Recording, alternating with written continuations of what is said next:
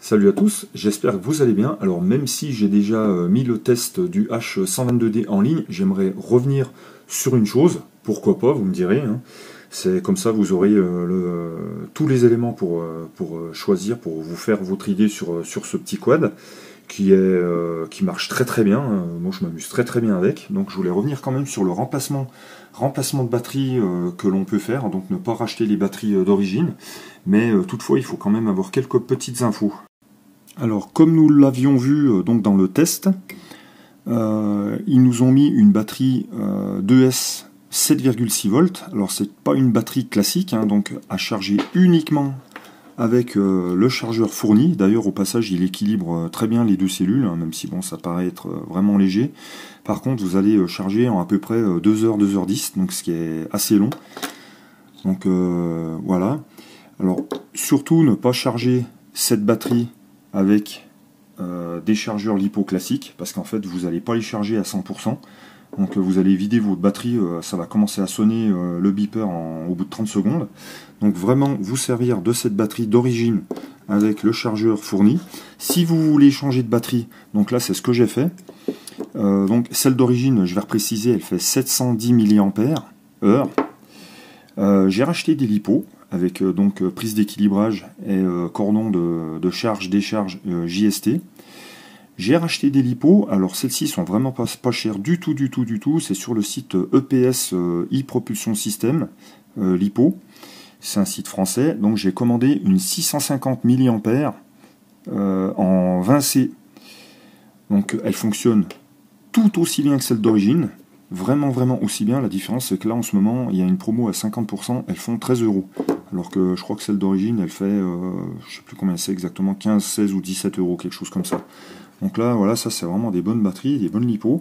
Alors, elle fait pas tout à fait la même taille, mais il n'y a pas de souci, ça rentre dans le quad. Alors en position haute, pas à plat comme celle-ci, comme celle d'origine. Donc il faut la mettre sur la tranche, ce qui fait qu'il faudra tout simplement, voilà, faut avoir un petit peu d'astuce, il faut changer le velcro d'origine. Là, vous voyez, j'ai même mis ma Runcam dessous, j'ai fait une petite session. Bon, c'est pas vraiment fait pour, ça vole, mais le drone manque de pêche à cause de ses moteurs donc à charbon. Donc justement, ça va les détériorer prématurément, le fait de faire forcer le quad, mais bon, voilà, on peut le faire. Hein. J'ai fait une petite session avec la Runcam, par contre, ça vole beaucoup moins longtemps. Donc voilà, une LiPo standard rentre dedans, il n'y a aucun souci sur la tranche, il n'y a pas de problème.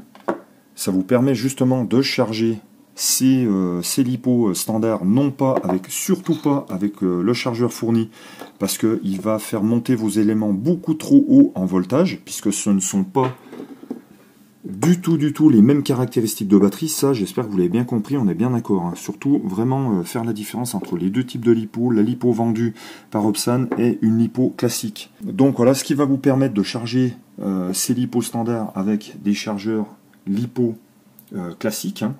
Voilà. Donc il n'y a pas de souci, ça rentre. Il faut simplement changer de velcro et il n'y a aucun souci. Alors par contre, je vais revenir aussi sur l'autonomie. Alors l'autonomie dans le test, il est vrai que j'ai mis 5-6 minutes. J'avoue que j'ai mis 5-6 minutes parce qu'en fait ce sont les caractéristiques constructeurs, les données constructeurs. Donc en fait, ça commence à biper à 3 minutes.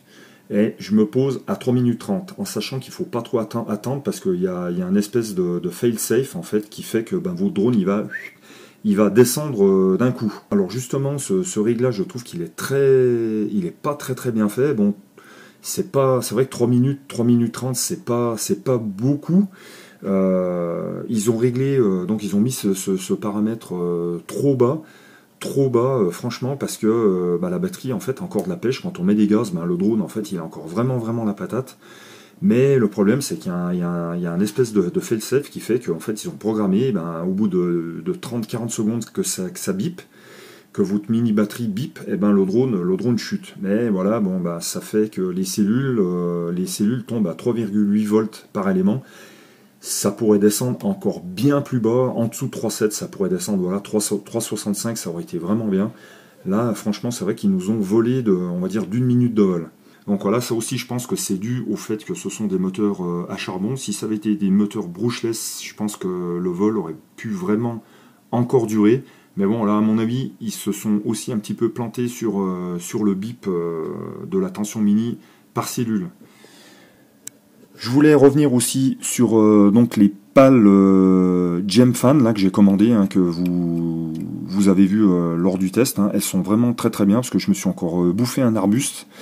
Les pales ont tourné avant que je coupe les moteurs, il n'y a aucun souci, elles sont à peine, elles ont rien du tout, quoi. Voilà. Pour moi, elles sont vraiment, vraiment bien. Il suffit juste donc de suivre le tuto que j'ai posté dans le test pour percer à 3 mm. Voilà, je ne vais pas vous refaire le truc.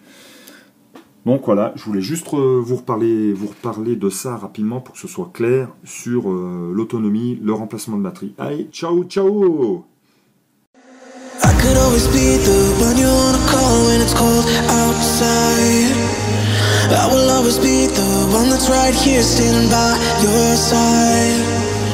Open up your heart and let me in. I promise not to break you. I promise